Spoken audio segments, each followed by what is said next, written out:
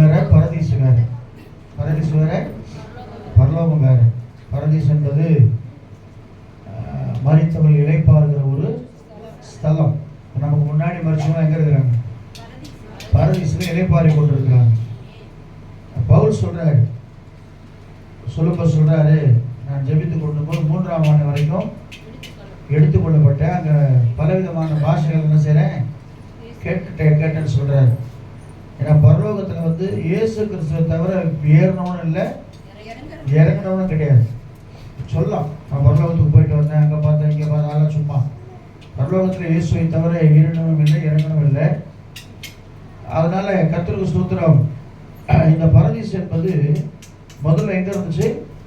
பாதாளத்துக்கு அருகில் இருந்துச்சு. அதான் ஆபிரகாம் உடைய கதையை பார்க்கும்போது எப்படின்னா, லாசரு மரித்து போறோம், ஒரு ஐஸ்வர்யமானோம் மரித்து போறோம். அப்போ ஆபிரகாமுடைய மடியில் யார் இருக்குது? லாசரு அவன் இருக்கிறான். ஆனா இங்கே யார் இருக்குது?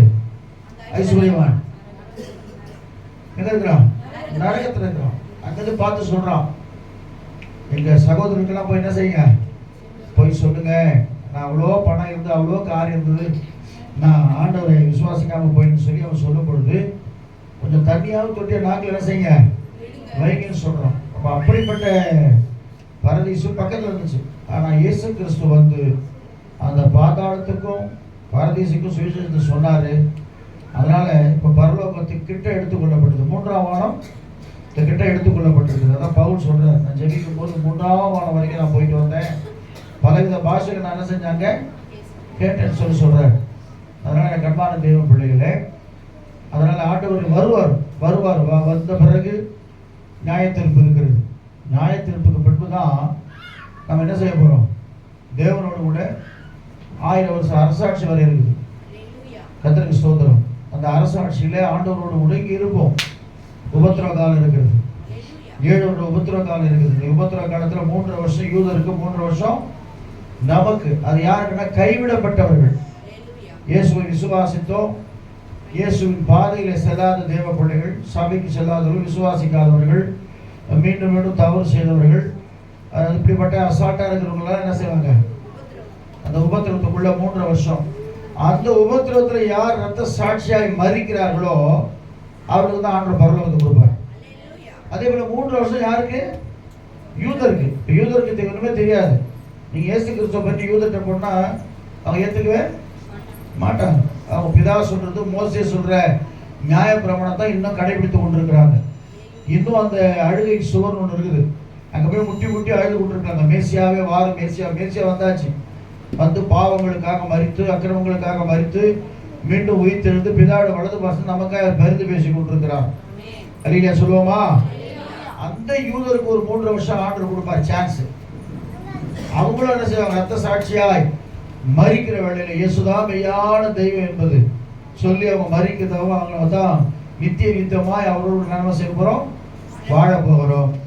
அறுவருக்கு தக்கதான காரியங்களை செய்தவர்கள் எரிகிற அக்கினி நரகத்துக்கு ஒப்பு கொடுக்கப்படுவாங்க. அது கிறிஸ்தவர்களாக இருந்தாலும் யாரா இருந்தாலும் நியாயத்தீர்ப்பு நாளிலே நீதியுள்ள நியாயாதிபதியாய் இயேசு நியாயத்தீர்க்க போகிறார். ஒரு செகண்ட் மனம் திரும்பணும், ஒரே ஒரு செகண்ட். ஆண்டவரே நீ வரும்போது ராஜ்யத்தில் என்னை நினைத்தருன்னு சொன்ன வேகத்தில் இன்றைக்கு கூட பரதேசத்தில் இருப்பாயின்னு சொல்லி ஆண்டவனுக்கு ஒரு நல்ல ஸ்லாக்கியத்தை கொடுத்தார்.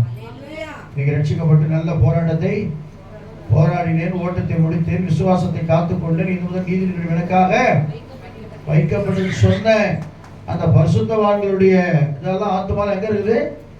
பரதீசுல இளைப்பாறு. இது ஒரு இளைப்பாறுகிற ஸ்தலம். அதனால தான் கர்த்தருக்கு ஸ்தோத்திரம். ஆண்டவர் சொல்றார், இளைப்பாறுதலை கொடுக்கிற தேவன்.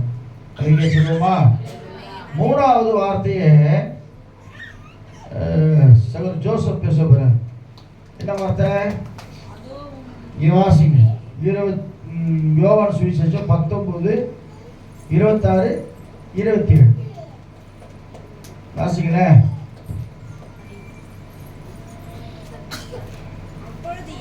அப்போது இயேசு தம்முடைய தாயையும்